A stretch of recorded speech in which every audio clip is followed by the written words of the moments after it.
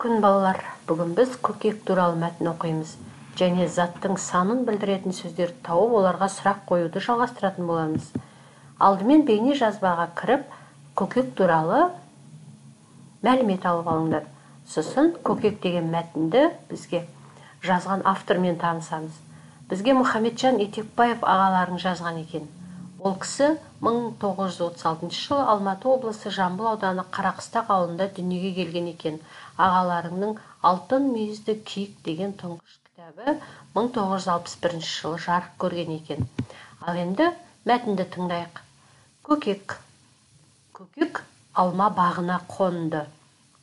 Күні бойы көкектеді. Бір мезгілде оның жанына кептер ұшып келді. Күні бойы көкектедің, неге өзіңді сонша қинадың? Сен немене, есің дұрыс па өзіңнің? Деп сөкті көкек.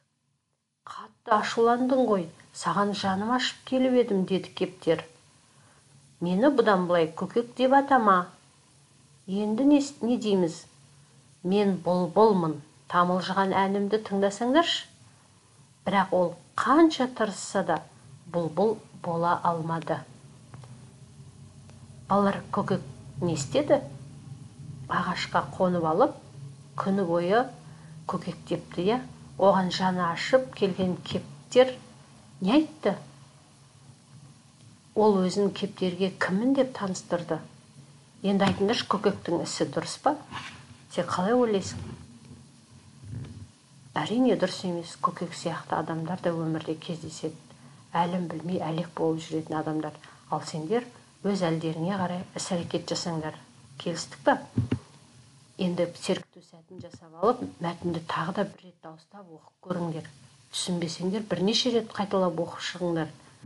Сосын апта, 40 деген сөздерді жазып көріңдер. Енді екінші жаттығу. Көрнектен орнына тиісті сөзді қоямыз. Бір қолда саусақ бар дейді. Біздің бір қолымызда неше саусақ бар? Біз нешінші сыныпта оқимыз? Біз әрине бірінші сыныпта оқимыз деп жазамыз. Сен нешінші партада отырасың, соны жазасың. Мен бірінші партада отырамын. Егер екінші партада отырсаң, мен екінші партада отырамын деп жазасың. Және сол нүктелерге жазған сөздеріңе сұрақ қойып көр. Бір қолда 5 саусақ бар. 5 деген сөз қандай сұраққа жауап беріп тұр? Әрине ол неше деген сұраққа жауап беріп тұр. Біз бірінші сыныпта оқимыз. Нешінші сыныпта оқимыз? Бірінші, демек бірінші деген сөз нешінші деген сұраққа жауап беріп тұр. Ал сен нешінші партада отырасың деп біз сұрадық, я? Сен нешінші деген сұрағымызға екінші деп жауап беріп тұрсың. Ендеше екінші деген сөз нешінші деген сұраққа жауап береді екен. Бүгінгі сенің білуге тиісті тақырыбың осы. Заттың санын білдіретін сөзді табу және оған сұрақ қою. Ал енді ойланайық. Аулада 5 үйрек, қорада 3 үйрек. Бір үйрек тығылды, бір үйрек жығылды. Қалғаны неше үйрек?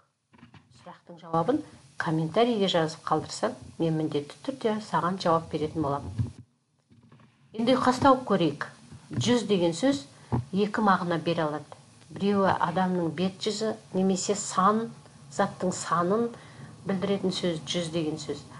Және екінші мағынасы жаңа айттық, адамның бет әлпеті, жүзі. Және 100 деп біз суға 100, кемеге 100 деп бұйрықта бере аламыз. Демек 100 деген сөз бір емес 3 мағына беріп тұр. Енді ұйқастырып көрейік. Мен мысал үшін санап санды 100, Марат суда 100 деп ұйқастырып екі қатар өлең жаздым. Ал сен қалай құрастырғаныңды мұғаліміңе немесе маған комментарийге жазып қалдырсаң болады. Сосын мынау ою өрнекті өзіне ұнайтын түстерге бояп, мұғаліміңе жолдайсың. Енді балалар, бәріміз жаңылтпаш айтып жарысайық. Төбесі төбел 4 бөрік, 4-еуі де көк бөрік. Пеш үстінде 5 мысық, пеш ішінде 5 мысық, 5 күзетші 5 пысық. Тақпақ жатта, жатқа жатта. Осы 3 жаңылтпашты міндетті түрде жаңылмай тез-тез айтып үйреніңдер. Жаңылтпаш айтқан сайын өзің сөзге шешен болып шыққан байқамай қалатын боласың. Бүгін сен көкек туралы мәтін оқыдың және заттың санын білдіретін сөздерді тауып, оларға сұрақ қойдың.